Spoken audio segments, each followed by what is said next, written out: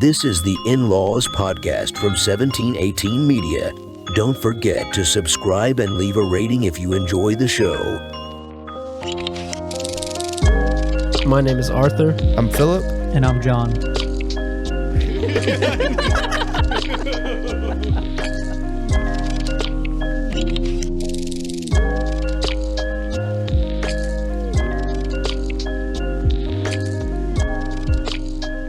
One of my clients dances flamenco, if I'm saying that right. And she actually got to, when, if y'all watched the Canelo fight, I didn't watch it, but I saw some of the clips for this very reason. Canelo fought in San Antonio this morning, and honestly, I don't know who he fought, but he won, so that's great. Spoiler alert. Smith. Anyway, This morning. last night. What's going on? Yeah.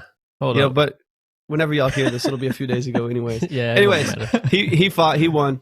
Anyways, but when he walked out with a group of flamenco dancers, and she got to be one of the ones that was a part of his walkout routine, which is pretty dope. Pretty cool to see. Nice. Yeah. That's pretty cool. Who is this? It's one of my clients, Teresa. Okay, gotcha. She's a flamenco dancer. I was watching a Joe Rogan podcast, of course, No. with Jay Prince. Okay. And the reason I know of Jay Prince is because he's affiliated with Drake in some aspects, but he's like an old, I don't want to say too old, but he's just been around for a long time in just the music business. He's into he's diversified the entertainment world, really. Yeah, the entertainment world in a whole. But and even in the podcast, I think he's wearing an OVO chain. Oh, wow. But he's a really interesting guy. 'Cause, I mean, he's been involved with Floyd Mayweather. He was a part of his management team for a long time.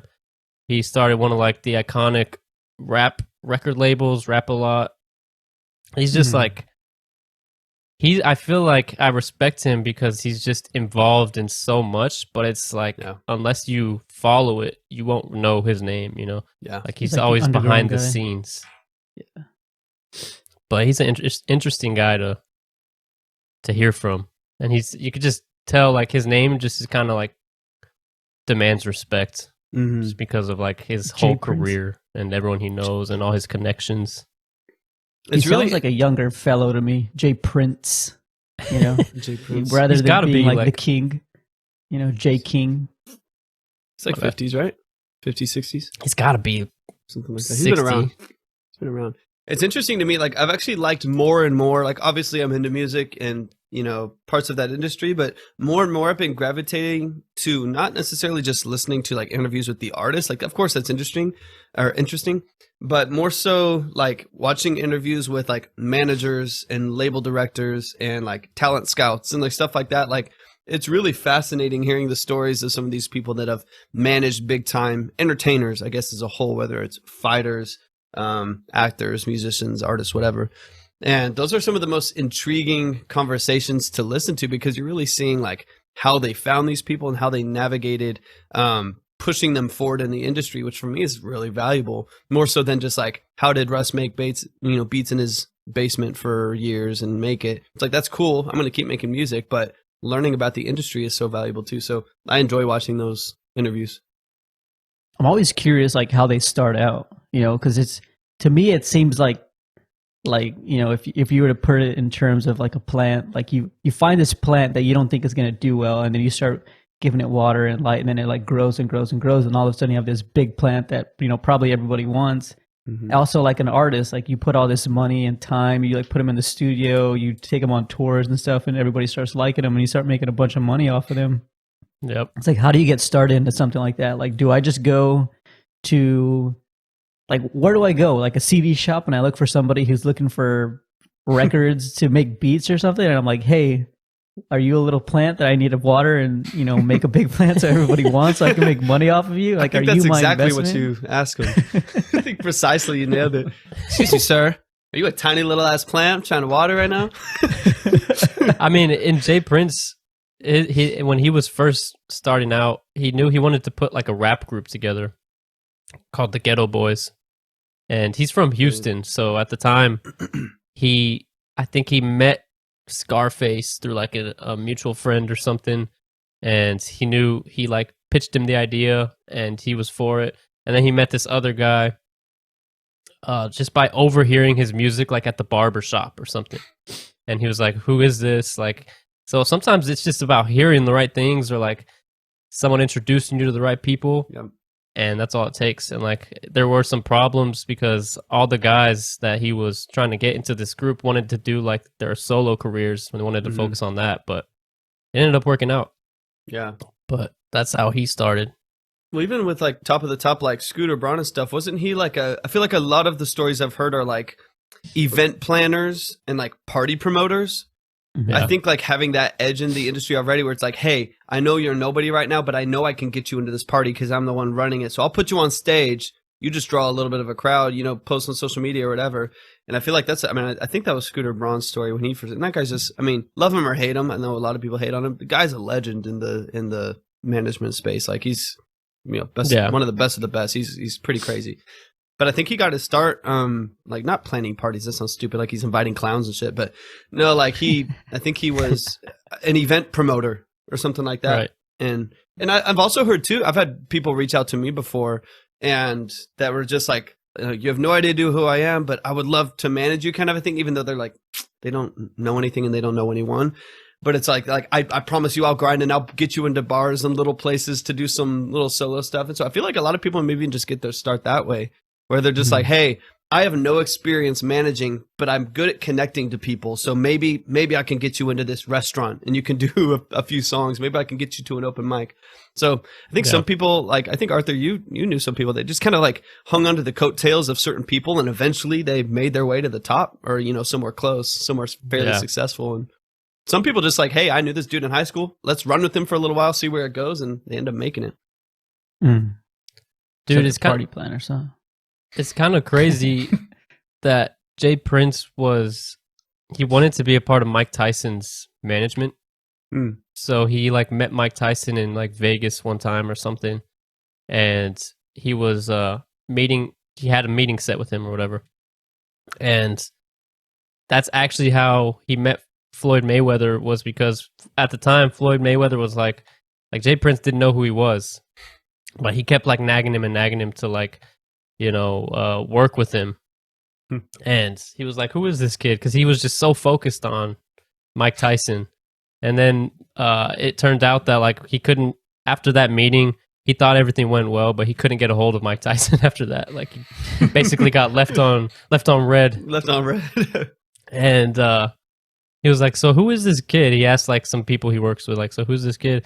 And he learned more about Floyd Mayweather. And at the time he was like the 130-pound champ or something. Yeah. And he was doing pretty well. And he just like started working with Floyd Mayweather. Long story short, like Floyd Mayweather is basically one of the best to ever do it. Damn. So it's just crazy like how that whole thing started. Yeah. He basically found a little tree and it ended up being a money tree. 100%. Money does grow on trees in that camp, bro. I'm saying. And then we're going to get off this soon, but like he had a freaking falling out with Floyd Mayweather because it's like there's one part of the interview with Joe Rogan where Joe asks him about like what happened with the falling out and everything. And he was like, basically there was a disagreement with some of his other management and they didn't want to pay me for some of the creative work we did.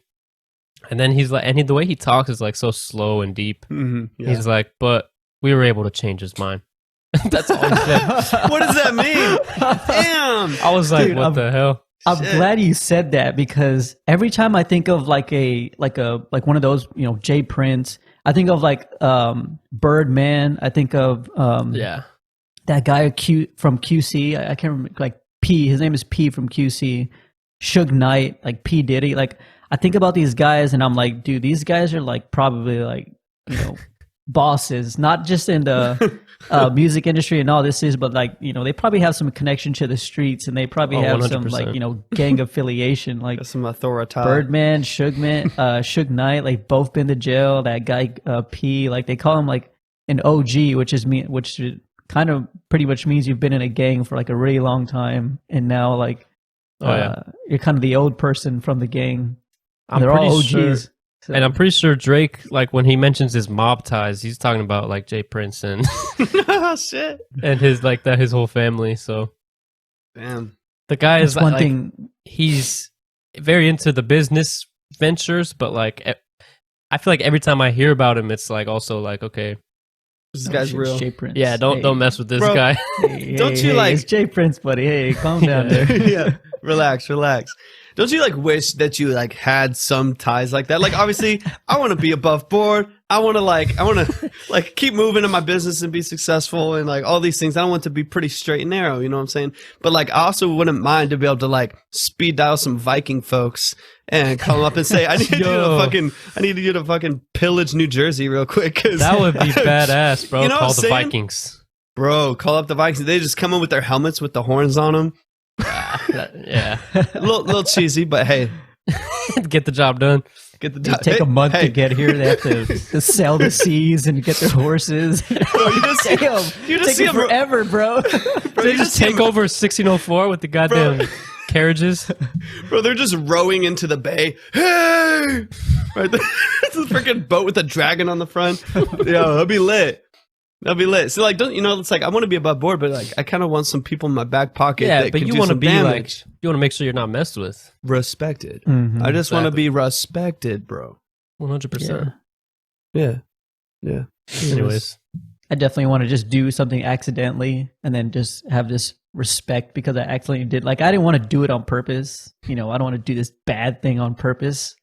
yeah. But then it happens, and then now everybody's got your respect. You're like, oh shit, okay. God, I didn't mean to, like commit tax fraud, bro. Like I just, So sorry. but I got away with it. So I'm so sorry, government. Yeah. Anyway, Yeah. yeah. Um, yeah, this is the problem with not having anything written down. Okay, let me go to my. I got some lengthy notes here. Let's see. No, you do not. Elon Musk. Let me look at my notes real quick. Trust the old notes. Let's see. Let me see. Joe See, Rogan. SpaceX, their little rocket ship blew up. That wasn't good. I don't know anything about it. I was like, news to me. I heard it went successfully, but it just blew up on the landing. Well, he called it a rapid. 50% successful. He called it a like rapid deconstruction or something like that. Which is like Bro, an that- explosion. It was rapid oxidation. It just went so fast. Like, bro, you blew up. Like, just own it. That's funny. God, I wish I knew what he said. How's y'all's Christmas shopping going? Oh, she done. Done.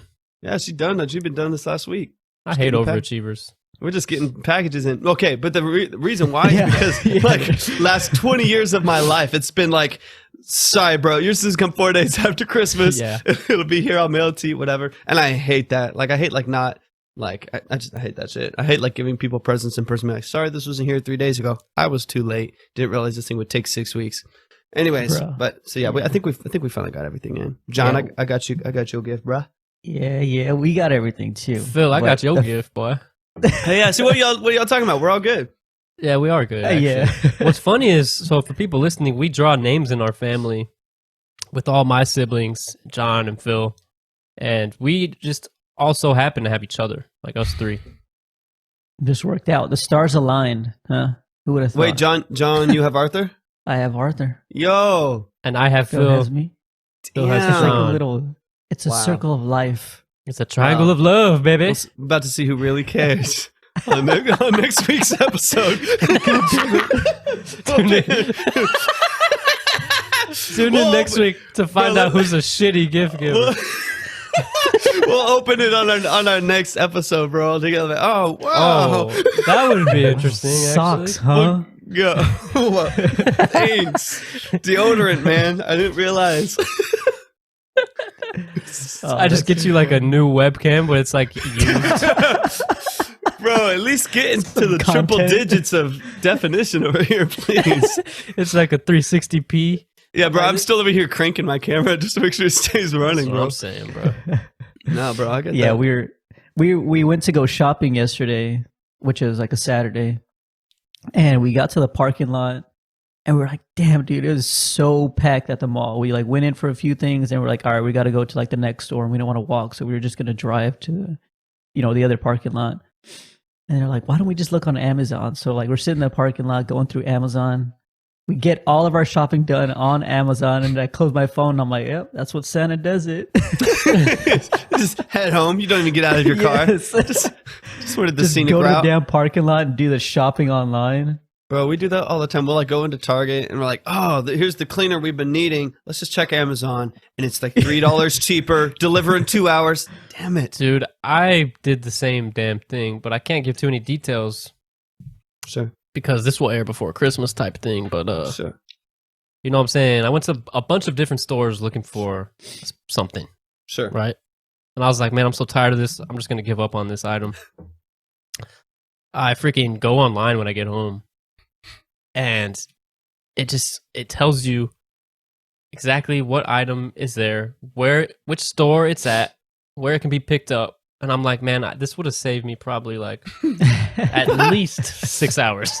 Bro, and it's crazy because of COVID. Obviously, there's a lot of stores that are trying to get people not to come in. So they're offering discounts online. They're offering even like discounts on curbside. It's like we were looking for some, I don't know, like even just like towels here for our apartment. And we were looking at World Market. And so we go online and they offer a 20% discount to order it to the store and pick it up curbside. I'm like, bro, why would we just not? Yeah, that's cool. Like, It's we so don't even have good. to go into the store. That's the best thing ever. I wish more things. We did the same kind of with Amazon. I told you all a few weeks ago. We were like, oh, we got to go get groceries. Dang. And then just like ordered it on Amazon. And it was there in 3 hours. I think for me, it's like, as much as online shopping is convenient, there is something to shopping in person, 100%. It's like there's more to look at. It's right in front of you. You can like browse more. And it's kind of just like part of the whole experience. So Yeah. that's what keeps people going to stores. But I think slowly but surely, the online experience is only going to improve, Yeah. Mhm. What I think will probably start to happen is you'll have these like unmanned stores where you can go in. It almost like the whole thing is a window shopping experience. So imagine like you go into a Bed Bath & Beyond, and the reason Bed Bath & Beyond is so huge is because you have 100 of every single thing there, plus stock in the back, plus 4 of them stacked on the shelf, and then you have the display item, and underneath it there's 14 of the same thing. And so if you just went into a store that's 1,000 square feet and it has one of all of the things that you need, and then just a small room of kiosks that you order everything online. You have the super fast thing. You can still go in and see the item and touch it and whatever and Yeah. kind of see what it's all about. But now you have way less overhead for the business because they're not spending, $15,000 a month in utilities for these massive warehouse buildings and stuff like that. You just have a single of each item and then you just order it there. And you could easily put a whole bunch of these in every city and every part. And it would be a lot cheaper for them. Plus, you'd have a better shopping experience. And you have that hybrid of the experience of being there and be like, oh, I want this blender, but I actually don't know what size it is. You can go in and see it and then order it online right there from the store. Yeah. That's what I was I going don't to know. say. Oh, go ahead, John. Yeah, I don't know if y'all know, but like Amazon, like all those or Walmart, like Amazon and HEB, they actually have like apps for their their businesses or whatever. But Yeah. you can actually find, like, if you look up an item, it'll tell you like where in the store it actually is, and it'll like give you like an A, like it's in aisle 13, A That's 13 cool. or whatever, That's Walmart actually has that too. But what they also have, I just heard it last night because we have this like Walmart neighborhood, like a small store. And I heard over the intercom that they were like, oh, we have, pay and go, whatever. Like if you see something, you just scan it with your app and then you can like walk out of the store. You don't have to go through a cashier. And I was like, damn, Walmart, you're stepping it up. That's That's clutch. crazy. I know we've talked about it before, but Amazon Go or whatever it was that they were going to have, or Whole Foods Go or something, I think it was Seattle, where they were based. They had those stores where you just literally walk in, put it wherever you want in your cart, walk out, and it charges you whatever Like you put. scans something. It just right? like scans it when it comes off the shelf or whatever, and then you walk out of the store, and you just, dude, that's dangerous. that it's is already- It's already dangerous just having like now I pay everything on my phone. So like I don't even touch the register at all. Like I just use my card built into my Apple Wallet Right. or whatever. And so now, like, I'll go to Whole Foods or Trader Joe's or wherever, Costco, and I'll scan it with my phone. And even that is so dangerous because you don't feel the emotion. Like, I think we talked even last week. You don't even know the total. You don't even know it's gone. They're just like $3.48. And I'm like, hey. And it goes bling. Already scanned your card before. It sounds so happy. Good. It feels so good. I'm like, I'm so happy for this $400 to leave. Like, it made a good noise. And instead of like pulling out your wallet and going through 1820s, think, oh shit. I gotta give them all this crap. Damn, bro, got 1820s in there. Yeah, you know how I go. A lot of Valeros, the gas stations, just have the Apple Pay where you can just scan it. And so I only try to go to those because I think the only time I've had fraud charges on my card was, I'm assuming it was from a gas station. Sure. Because I don't know how else. I mean, there's a lot of ways it can happen, but I've just heard of gas stations being kind of sketchy when it comes to scanning your card. Like, people add their own little devices to it that you might not notice and whatever else. So Apple Pay is just really convenient. But another thing about like shopping online, I think the better product images get, like I envision when you go to Amazon and you see the product, but sometimes you don't know what the size is, you don't know how it looks like in someone's hands, whatever. I think I can envision like almost like an AR kind of experience on your screen or whatever, where it shows someone holding it and you can like move in 3D around the object just to like see what it looks like, and like in someone's hand, compare sizes, or even next to like another piece of furniture, where like the possibilities are kind of endless. Bro, have you seen that? The better, well, yeah, I've seen it kind of, but I think it's rare. Like I envision it more normal. Yeah, being like the norm when you're shopping online, because sometimes I hate when I'm looking at a product and there's only like one image. And you're like, okay, this looks nice, but like I don't really know anything about it, and it's kind of sketchy. Like Oculus Rift type shopping where you have you can swipe through pages and then like pick up the stuff and put it in your virtual cart. That would be legit, man. Bro, I even saw it. So I have an app called Goat, which is a sneaker app. And it has just, all different kinds of shoes and stuff on it. But they just released, probably about a year ago maybe now, but it's gotten better and better, an AR sneaker try-on thing. And so you can literally, like, I'll look down at my feet, and it's got these, like, retro-bred Jordan 1s. And they're just right, and I can move my foot around, and they're on there, and they're That's like so smart. Bro, it's crazy. And so I'm like, oh shit, these look kind of fire. I'll spend the $600 on these. Yeah. And it's like it's pretty crazy. And I know Amazon and Wayfair, I think, is another app that started to do more of the AR, where it's like, see this lamp in your room, and you can like put it out there, walk around it, and you just see it on your phone there. But it's like you said, it's not as normal. Like, I'm trying to see like it'd be dope if you could shop for groceries and you could like find all these ingredients and like see what they look like on your plate. Ooh. Or those fucking look like that, bro. God damn it. Or yo, you get a bunch of ingredients and you input what meal you want to make. I'm saying, and it makes it for you just to see what it'd be looking like. Bro, so you just say chicken breast, and the next little drop down comes up, and it's like temperature. I'm like 450. Next thing, how long? 18. Come Seasonings. out. That thing looks juicy as fuck.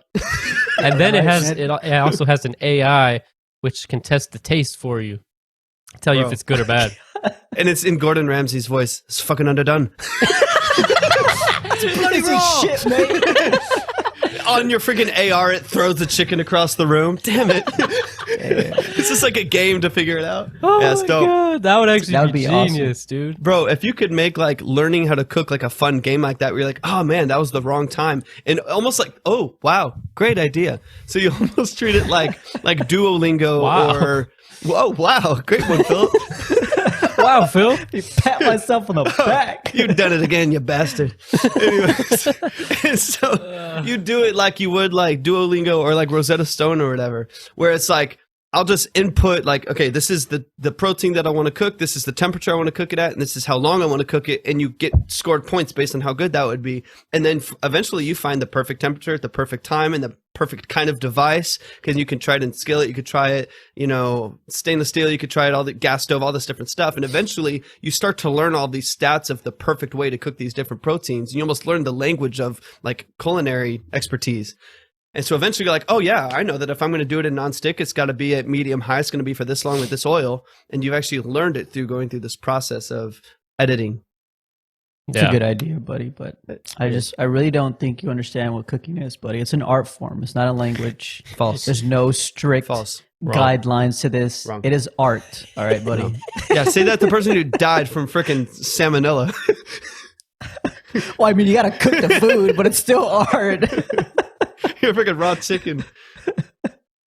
Nah, that'd be a good idea, man. Man, I know. it makes me think of like, did y'all ever watch Phil from the Future or whatever it was called? Phil of the Future.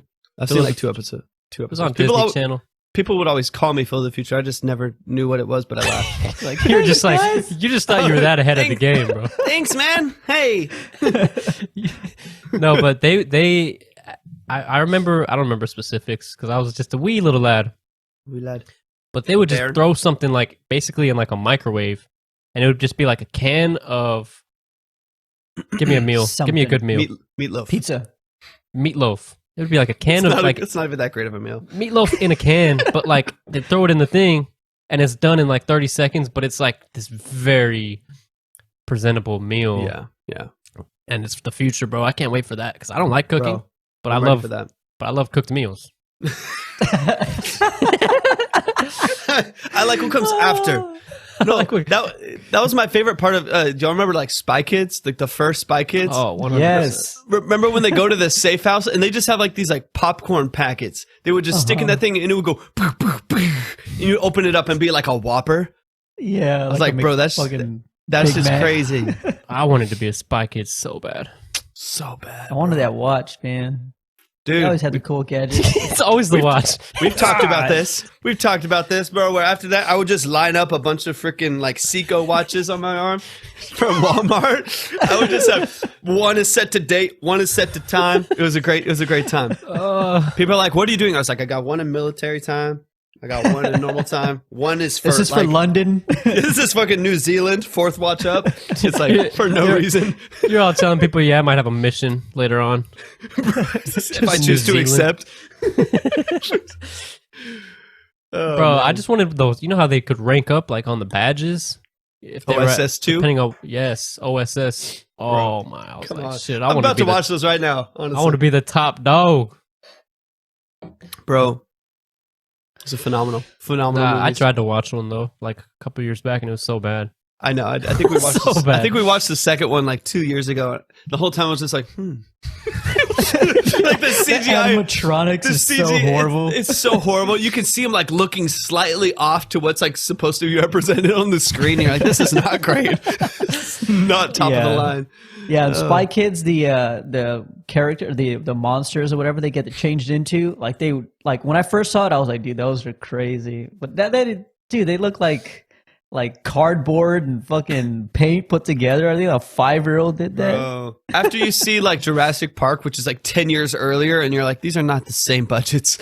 No way. This is not the same directors we're looking at here. Yeah, I think about this though, like you know how far it's come. Like you don't look at like an Avengers and say, "Oh, that looks fake," because they have such well done VFX and everything. Mm-hmm. I wonder in 50 years from now when they look back on the current movies, what are they gonna say that's like oh, this looks fake or whatever, like we do with older movies, or are we past that threshold already where it's like, okay, now it looks real enough? Mhm. Is the only way to go forward to go back? Hear me out. So, it's like the only way. Bro, I feel like I'm talking like in articles where I'm like, title, Yes. body, header text, Summary, So- thesis. so, is the only way to go forward to go back? Let me explain. Oh, it So just we get makes so no good, like, sense. like right now it's so good, right? Like we have crazy graphics, and like we're trying to get more realistic. So eventually we're having like AR, where it's like, okay, it feels like it's more there, and then we're gonna have to introduce some kind of haptics feedback, some kind of touch, and like almost 4D. Like you ever go to like a 4D theater and it's like the mist sprays a little bit when you're watching Pirates of the Caribbean or whatever it is, and you're almost like feeling what's going on. Obviously the goal is to make everything more real. So like early on they would just do these reenactments of stuff. Is eventually the only direction that we can go forward to do just really high quality plays where you actually are in this war zone and whatever else, and all this crazy crap is happening, but it's all acting. I never realized, but now you just say that. I never realized that that's what all those. I'm saying? Phil's just That's waiting for like a mind blown reaction. Oh, please, yeah, please affirm me, please. That's what those. Every time you go to like a theme park and they have like these scenes set up where they have explosions and they're doing the same thing over and over again. For each show, that's what they're doing. They're doing like a scene from the show and they're trying to get you to feel like you're in that scene. So you're kind of getting that 4D thing, but it doesn't feel as cool or it feels kind of lacking. Like there's still something more that you want from it, but Yeah.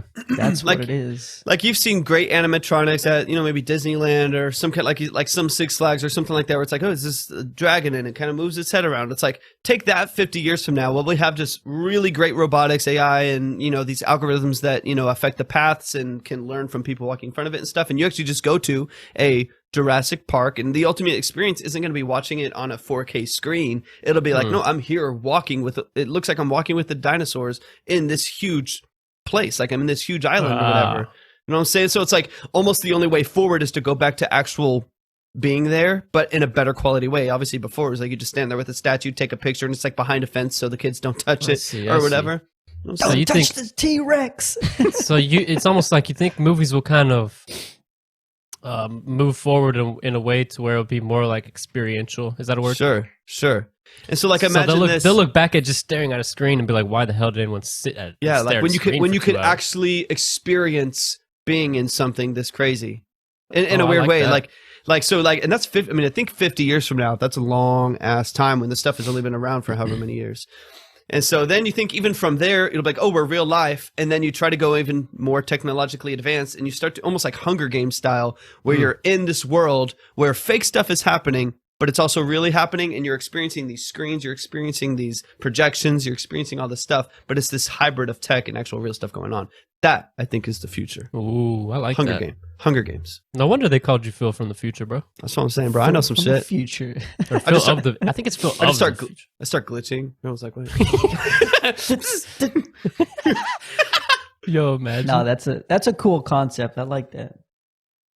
Kind of being. Yeah, there. I wasn't expecting like a good idea. Is he frozen? Nah, I'm just kidding. I was just glitching. Oh, Dude! You always be doing that, bro. I might be robotic, you know what I'm saying? All right, here it is. You're giving me real Westworld vibes right now. You're like, I'm a little freaked out on Yeah, this thing. you do be a host, bro. You ain't human. All right, Anyways. stop it. All right, second time isn't gonna good. I know. No, I like that idea, man. But I bet a good way to how we can't go to movie theaters anymore.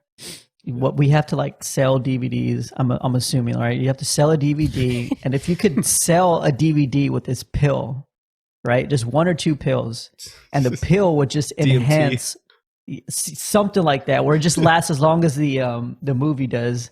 And you take the pill, you pop in the movie, and all of a sudden, like all of your senses are just amplified, and so you see something, you see like a fire on TV, and then all your senses, like you think about the fire, and then it just kind of like feels like it's hot. Ooh. And then you see things in 3D, you hear like all the sounds that they want you to hear, but you just take the pill. Bro. You don't have to Or you go just anywhere. so there's no medical issues with your liver Well, messing with something like this. We can, there's a sign on there, right? there's a disclaimer, like no 9-year-olds take this. But Yeah. they're like just trying to experience Winnie the Pooh, and they're freaking going crazy. Like, Just tripping out. Jesus, no, but you just like Ready Player One style. Nightmares of Winnie Pooh for the rest of her life. Shit, bro, this like, yeah, that'd be messy. But like Ready Player One style, where like you have a whole haptic suit kind of, where you just like you said, there's flame on there, and you feel the flame on that part of the sensory suit or whatever. That'd be pretty dope. Yeah. That'd be pretty dope. I just don't know how that would work, but But like, what if you get shot? Do you just actually feel the shock of the shot, You and feel then a your little heart actually fails? true. No, you just feel the scene. You're not the person in the scene. Ooh, But does your brain know the difference? Like we've done so many studies. All of us have probably dived into this a little bit, just Arthur, even just because of who your dad is. But like in how like when your body experiences trauma, like even like if you had some trauma 10 years ago and you like think about it and it still affects you now, like your body, your brain actually thinks it's still there. Like it acts as if it's actually experiencing that again. Would it be kind of the same thing where it's like you put on this suit and it's like, oh, it's acting like you just got punched in the freaking kidneys. And so you feel some of that jolt, even if not as extreme, but your body would still respond to that trauma the same way and like shut you down. Yeah. Like, I mean, I think that's where movies try to get you, right? They try to like make you act or like make you feel like you're in the scene, but you're not actually there. I mean, I feel like that's why we watch these things, is because like we want to feel like the hero, but we don't actually want to be the guy getting shot at. We don't want to actually want to feel these things. But then, you know, we get that kind of mindset to where like we know what it feels like because we've watched somebody else. And that's I guess what you're saying is that we're gonna just make more traumas for everybody else because this is all gonna these movies are backfire. just so much more real life. Yeah, we're going forward, but we're also going backwards with this. That or movies will just get really dumb. It'll just go back to like really simplistic love stories. People are like, "This, I feel vaguely in love in the suit." Like it's about all okay. Ooh, like I want to be the person falling in love. I want to experience, bro. I don't know where I'm going with this. Yeah, I don't know. I could go to a dangerous spot. But, like, I want to feel in love. I just want to experience love. Just deep, passionate love, ferocious love. I got a pill for you to watch with this movie. I got this little plant that I've been putting water on. And all you got to do is take it, Bruh. Yo. Just roll it up and light it. Shit. Sometimes I wonder if potions were real, bro. Like, obviously, we have potions in the form of alcoholic drinks and beverages. Sure. It's basically a potion, right? Like, you're mixing things to Pepto-Bismol. feel a certain way. But imagine if, like, a love potion was real. Because in Harry Potter, Ron is slipped a love potion, and he's, like, obsessed with this chick who, like, he wouldn't even otherwise like. Bro. And that's Do you remember scary. that Rick and Morty episode where they kind of had that? I think No. they gave everyone this like love potion or some gas or Oh, something, yeah, and yeah, it made yeah. them obsessed with Morty. Like, Oh, yeah. So everyone starts flipping out, but it's like the effects are so much more intense than you would think. Where it's like, okay, yeah, you become obsessed with them, but how's that affect everything else in your life and their life because of that? And you realize that the whole world shuts down just because one idiot took a love potion. because they start Damn. fighting each other for you. Bro, Damn, they started I've had that chopping happen each other twice up. in my life already. It's not good, honestly. Bro, I hate It's that not feeling. good for the world. Been there, done that. Been freaking shut down Brandeis because of people are slaughtering each other over me. That would be crazy. I did watch a movie on Friday that had to do with it's called Eternal Sunshine of the Spotless Mind, I think. And so the whole concept is Damn. yeah, it's like it's you know, check it out, whatever. So the whole concept is this guy falls in love with this girl, and then apparently wherever this place is, they're able to erase memories in your brain through like this procedure. And so he falls in love with this girl, things don't work out. She does a procedure, erases her memory. He goes to like look for her, and she like doesn't recognize him, and he's like, what the fuck? Like, how come she doesn't know me? Like we were just in love, like we had like the best year or whatever ever. We were about to get married, have a baby, and now she just acts like she doesn't know me. And then somebody tells him like, no, dude, she got your memories erased from her brain. And he's like, what the fuck? Like, how do you do that? Like, is that even possible? So he goes and finds out. He goes to the doctor, and he's like, yeah, you know what? Like, this wasn't supposed to happen. Like, I can do the procedure for you if you want. He's like, yeah, sure, go for it.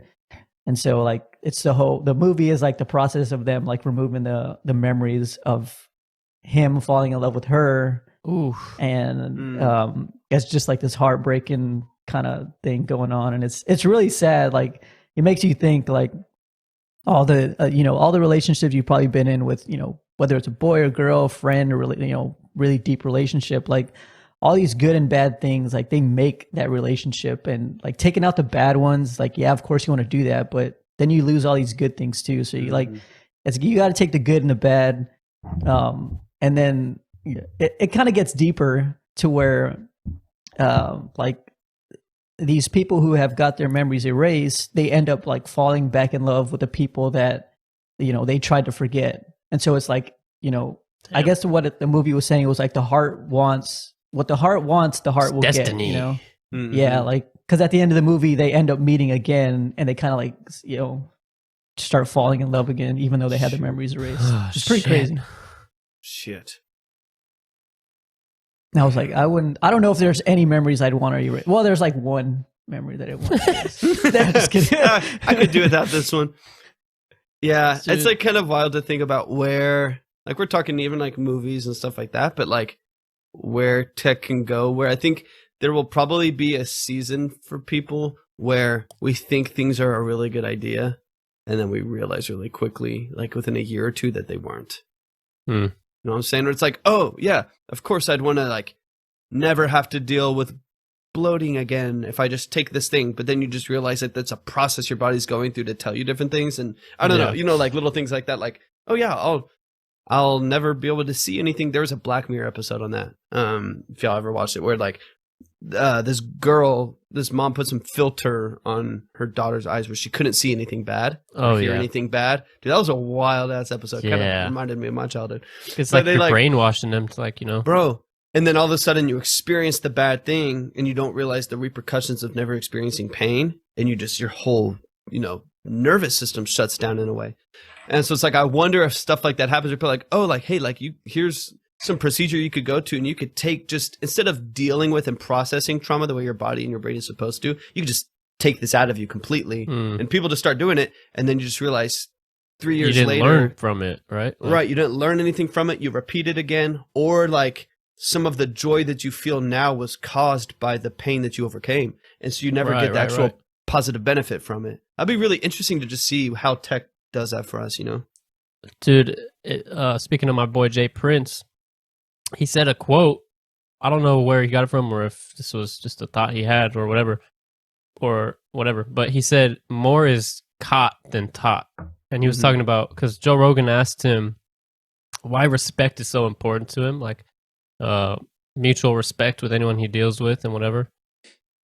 And he said he just got it from his parents, and he was like, I believe that more is caught than taught, meaning like you kids, especially when you're growing up, but I think just in general in life, you pick up on more things than you realize. Like, you're constantly observing, especially when you're young and you see like what your parents are doing or the people around you are doing. It's such an influential time, and you don't even realize that you're picking up on certain things. Very true. And like, you can have it in your mind to like teach your kids a certain thing, but at the end of the day, you got to lead by example, because they're like picking up on how you react to things, when you did this, and like certain things. Like, I even think back to myself, like the most random times, like, stick with you sometimes, right? Like, why do I still remember this like specific memory? It seems so minimal, right? But it's like, it's kind of weird how certain things just like stick with us. Yep. I think that's probably. Go ahead. I was gonna say, those are those memories in the movies where like they keep flashing in the character's head, and it like acts like it seems like it doesn't mean anything. Then at the end of the movie, it's like, oh, it's a butterfly, and then the savior person has a butterfly. It all like, makes sense. Oh my god, it's connection. Right. Yeah. I think that's why so many people are like weary of like politics and religion and like these places of authority and leadership, is because it's when you see like, or you hear something, like you hear a narrative, you hear, you know, these different messages, but then you don't see it actually walked out. And people are like, what the fuck? Like, why in the world would I ever attach myself to your belief system or your political policy or whatever else, when you see like the irony and you see the hypocrisy and stuff like that? Right. It's the same thing like when you're growing up with your parents, where it's like, there's so many things. There's like, my parents taught me on, and good or bad. So I'm not even saying that they're negative or positive, like good or bad, where it's like, I would I was taught all of these things, taught all these values and these, you know, things that were, you know, would supposedly benefit my life. And then you see something else walked out. And when I grew up, I have a knowledge of the information that I was told to, but I acted out what they acted out and had to get healing to navigate those things. You know what I'm saying? And so I think that's why it's so important to look at the fruit of people's lives, not just what they say. I know so many people that say stupid stuff, but I look at their life, I'm like, okay, but your life is okay. And I also know people that say a lot of great shit, but their life does not match up with their narrative. And that can be a tricky thing to navigate. 100%. That's always like these influencers, man. Like all you see is the good from their side. Like all you see is them 5 minutes out of the day when they're doing their good stuff. They've gotten themselves together. They've probably done the video like 5 or 10 times already, but you get the last one, the best one. And then I feel like what you were saying, like what is technology going to do for us? It kind of already is, or it's been starting from like the participation trophies, you know, those kind of things. Like everybody gets one, like so. And then you get into the real world and you're like, oh, well, you know, sometimes people don't get these trophies. That was like a hard thing for me because like when I would play basketball, I'd play for like CYO or something like that. Mm-hmm. And everybody had to play 2 quarters, no matter like how good you were. Like first 5, next 5, then you do it again. Those 5 and then those 5. So like it was always just so uniform to me. And I always thought like it's always going to be like that. Then I stopped playing church youth organization. I got into this one team and like, oh dude, these guys were like the best of the best, right? And I was just like, you know, 10 pounds, 4 feet or something like that. And like I was 4 months old. Anyway, these guys like there was this one game that I didn't play like a single minute, and like dude, I was just devastated. Like I was like, I'm never playing basketball again. I cried the whole way home. But like that, I look back at that and I'm like, dude, I needed that. Like I needed something to show me like not everything is going to be just so fair and, you know, half and half and stuff like that. Yeah, I remember. But same token. Like growing up playing upwards basketball. You don't remember those? I think it's kind of the same thing as CYO, but like everyone, like you guarded the guy who had the same color bracelet as you, and you played the same, you know, same amount every single game. Everyone got these little stars at the end and shit. Mm-hmm. And I always got like either like most improved or like most sportsman. You know, so like, you were the nice guy. I was the nice guy. I memorized the most Bible verses. That was like the only like award at the end. I had a shit ton of green stars in my plethora of achievements. But then after I did like 2 years of that, super young, I'm like, remember I was 10 years old or 9, whatever I was. And then I started playing AAU basketball after that. And I was like, shit, this is a different world. Like people are going to beat you up if you don't play well. Yeah. And then obviously going into like middle school, high school sports and stuff like that, competing in martial arts. I was like, dude, this is not the same thing. But my character never grew when I like had to guard the guy that was my size, or like I was memorizing verses and obviously trying to be good. I mean, to its point, I created a value for being encouraging on a team and created a value for, you know, supporting everyone and, you know, trying to create good situations for everyone. But man, when you go into like a different league, or like you go into high school or you go into whatever, it will definitely challenge everything you thought you believed before. 100%. Yeah. I think that's why I respect sports so much in general, is because when I think back playing sports, and especially when you start to take it more serious, it's like it actually teaches you so much in regard to like communicating with others to find a solution. You know, it's like constantly working together, even just discipline. Like you have to practice to get better.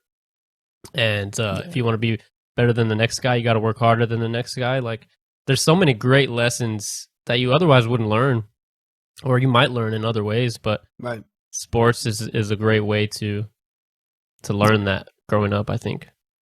Sometimes you can tell when people have played sports and they haven't played sports, and you can tell what kind of sports they've played based on how like their personality is. Like you can tell if they're individual sports too. I've definitely been able to notice like, oh, this guy is like a you know, he didn't have to he wasn't like a team sport player. he was probably good, but he wasn't a team sport player. Or this guy was like a soccer player. I can tell. I mean, also their legs are like bigger, but like I can tell like a soccer player from like a basketball player or something like that.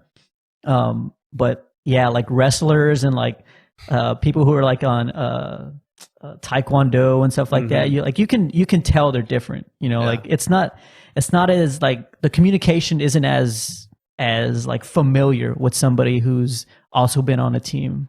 Right. Yeah, it's kind of weird. That was probably one of like the best because I got to do a little bit of both, which I think helped me out a lot. But I was a goalie for 2 years in my junior and senior year in high school. I played goalie, and that was like such a incredible experience for me, just because you're kind of sitting back there as an individual, kind of because you're the only one of your position, but you're also seeing everything happen, and you feel the responsibility of not only the defense of the team that's coming at you, but the offense of the team that you're on. And that was a really cool experience for me doing that. Yeah. Like, because again, like half the game, depending on how good your team is, you're kind of just sitting back there on your own. But you're also like the last line of defense. Like you're also like shit. If there's a free kick and there's a foul that has nothing to do with you, you still carry the weight of it. And it's like that was a cool experience for me. That taught me a lot, man. I had to deal with a lot of anxiety just even being there because you're kind of putting yourself at risk every time. That's why they call it the hardest position. Oof. I mean, you don't have to run, which is good. So physically, it's not as demanding, but stress wise and like just. It's almost like an impossible mission sometimes. You know, I mean, that's a big thing to defend. I remember just like those questions, those like millisecond questions going off in my head as like there's like a fast break, but the ball is like coming a bit farther ahead of the player. And I'm like, I could run out there right now, wrap this up right at the edge of the box, but he could get there quicker. He could tap it over me and I'd be that like, dude, all of those questions that are going off so fast in your decision making, like, dude, it's tough, man. It was a tough thing to do. But it's freaking scary. It's terrifying. Yeah. I got kicked bad a couple times. Goalies are definitely like different. Like even in video games, when you have the goalie and you try to go up against a goalie, like they're just different. Like you can't knock them over or anything like that. They're built different, bro. They're built different. But yeah, whenever they grab the ball, like after they've just played, they block the ball or whatever, they grab it, they're just like yelling at their players. Like nobody else can do that. Like no other player on the pitch can do that. I said pitch. Dang. This man knows that thing. Get cheeky, mate. Cheeky fodder. Dude, but even I think playing soccer taught me a lot of like about work ethic. Because I remember specifically after my sophomore year, my club team, and thinking back, I don't even know why we were going so hard. Like, but every day of the summer, we were practicing. Like literally every night, I think, except for the weekends. And even then, sometimes we would still be communicating like, hey, y'all want to go tonight? Like if we get enough guys together. Yeah. And from that year, like compare my sophomore self to my junior self, it was like night and day difference. And I remember going into the next year and like playing in my high school and like playing against the guys that the year before I would have considered so much better than me. And it was almost like, it just showed me how much like, okay, playing every day got me this much ahead than the next guy. And I think that applies to way more than sports. Like the only thing really holding you back from anything is like putting the work in, For sure. I experience that all the time. Sometimes it kind of frustrates me where like there's a thing, we've talked about it a bit where like I want, whether it's podcasts or videos or music or even just other stuff with fitness where I'm like, I know if I just like this weekend, instead of messing around and watching TV or whatever, I know if I just like put in like 20 hours of work over a few days, I could like not master, that's dramatic, but like I could get really good at something that would maybe set me apart, maybe allow me to get paid more for something or give me a skill set that would really move me forward, or even just allow me to start something. Like I've been wanting to start this podcast for forever. And I'm like, dude, but if I would just sit down for 10 hours and do 28 different takes and allow 27 of them to suck and then finally get my flow, put out 5 episodes that suck until the 6th one is pretty decent. Like, but I think we've talked about this before too, like most people just aren't willing to have what is seemingly wasted time. Like, but if you look at it as wasted time, all of those practices, you're like, dude, why are we out here freaking every single day until you get to the game 3 years after that? And you realize that the fact that you juggled 10,000 times one night really allowed you to have the skill set and the maneuverability and the mobility to work around a player. Like, you just don't realize it until you need it. But we're just not willing to put in that time and that work, because it seems wasted, right? Like, if I was like, dude, rest of today, I'm gonna build a solid, platform and structure for a podcast. It'll feel wasted to me until maybe a year from now when I finally have 10,000 people listening. That I was like, oh, that was worth it. Exactly. Yeah. I wish I understood that, like, in maybe freshman year, just through all my classes. Like, if I would have really appreciated that whole concept, just to say, like, okay, if I get an A or B in this class, I'll do fine. Like, if I get an A or B, like, in all my classes, like, a lot of things would be taken care of for me right now. Like, I wouldn't, like, it seemed like wasted time to me. Like, where was I going to use that equation in my real life? Well, I don't know. I wasn't grown yet. Like, it's going to seem wasted now. I should have just paid attention then. Like, I don't know. All that stuff would have been good now. For sure, man. Everything adds up. Come Bobby. on, buddy. I hate it Get when, like, it together. you finally try something and you end up being kind of good at it. And you're like, shit, why didn't I do this 4 years ago? I'd be like head of the game, right? And like, I remember I did discus in high school, and I did it just like 3 years, I think. And my second year I set, and we didn't have that big of a group that we were going with, but I set like one of the school records for that reason or whatever in discus. And I was like, shit, if I would have just done it, and I wanted to do it in middle school. And I was like, if I would have just started, instead of being like afraid that I was like going to be the small, it was freaking 112 pounds going against these like 200-pound freaking freshmen and stuff. Like, if I wasn't too scared to do it and would have just like hit the weights and started practicing the technique and stuff and applied myself to it, I would have been amazing. But it's like, it's hard not to look back with that regret. You know what I mean? Dude, we're our own worst enemies. 100%. Imagine if we could just eliminate fear. How much more we would accomplish. John's got a pill for that. I got a pill for that, buddy. Give me that pill, boy. Dude. I got a potion for that somewhere. That was like my It's got a few shots. That was like being one inebriated. Actually, yeah, alcohol does take the fear out of a lot of shit, man. But it does, but then it most takes, of your skill away too. It takes away your physical abilities. Well, if you have a lot of skill, your skill is up here, but your fear is like 25% below it. There's a sweet spot. Good, you know, There's a sweet spot right there. Yeah, there is a sweet spot, but we also need alcohol without the side effects. Without the negative side effects, basically. Yeah. Precisely. But yeah, I think that depends on what you're doing. Like, if you're like a computer engineer, like a software engineer or something like that, and like you take a couple shots, you're not going to be able to think as clearly probably as you would like to do these things. But like me being a dumbass and just like playing pool, like 1 or 2 drinks, boom. Like I'm relaxed enough to like not have to think about it too much, and I can start cleaning up. Shark Arthur doesn't have a chance. But I don't know about that one. If I'm moving on, but like, but if I'm like just straight, all I've had is meat, a little sluggish. Yeah, like after a heavy meal. Mm-hmm. I will say that, like in when you're going to university and you're going for a degree, it's kind of like, I guess, kind of the parallels between doing the entertainment stuff, making a song, making a podcast, whatever. Like, everybody always said, oh, when you're like applying for internships or jobs or whatever, like, oh, they're not going to take me. I don't have this GPA, or, oh, they're not going to take me because of this is like, they're all like putting themselves out. They're all taking themselves out of the position instead of letting that person or that company take themselves out of the position. The same thing there. It's like, if you don't put it out there, you're the one that's telling you you're not going to do it. Like, you're taking your views out of it. You know what I mean? Yep. Yeah. People don't want to hear no, so they say no to themselves preemptively so that they are never rejected and feel the disappointment of being rejected. And I've done that so many times where I'm like, I don't want anyone to say no to me. I'd rather just not do it and never hear no instead of putting myself out there. And 90 people say no, but 10 people say yes. And that's what makes me, like, that's what allows me to move forward. And that's a tough spot, but it's like that fear of people, kind of like we were talking, that fear of man kind of thing, where it's like, I'm just afraid of people's opinions about me.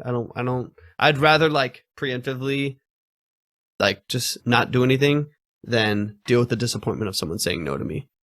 Boom. This might be helpful for you guys, but the way I get over that for myself is I don't give anybody like anybody's opinion. I just think it's shit. Like, your opinion is shit. Like, what do you do in your life? When I'm going towards something, I'm like, I'm gonna apply for SpaceX, right? And Elon's probably gonna tell me no, but you know, what is his opinion? Like, he's probably a shit person. I don't care about Elon. I'm just gonna go for it anyway. Like, I put their opinion very low. Unless he hires you, then it's yeah, unless he hires me, then I put it back where it's supposed to be. Yes. But for that split moment, I always put their opinion like lower than me, and then I always down talk their opinion. That's a good. Try that. Look at all the people that are looking at your YouTube videos and be like, okay, you guys are probably shit people, and you're looking at these YouTube videos because you don't have shit to do in your whole life, so now you're gonna watch me.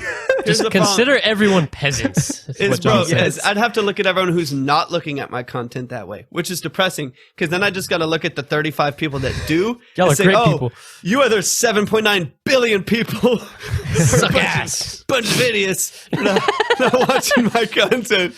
It's extremely valuable and informational. No, but you don't really think though. I don't really think these things about those people. You just get, it's a mindset thing. All right? Yeah, I love y'all. Yeah, put yourself there. Put yourself. It's a powerful thing to be able to disregard other people's opinions. I think it comes to not, and there's a lot of like motivational people that would talk about this, where it's not putting weight on people's opinions in any direction. Like, I'm not dependent on your validation for me to rise, and I'm not dependent on your whatever the opposite of that would be.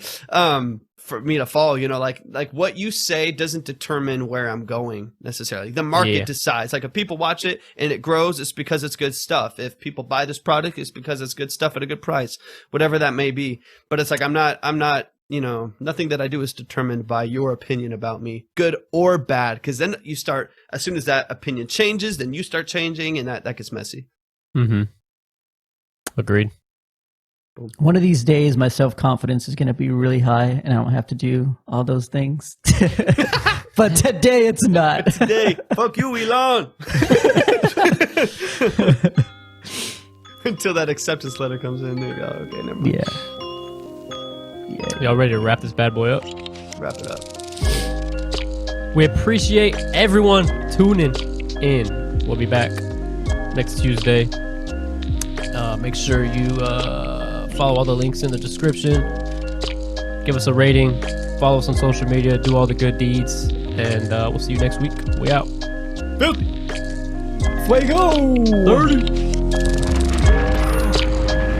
Sorry, mine was a little extra that time.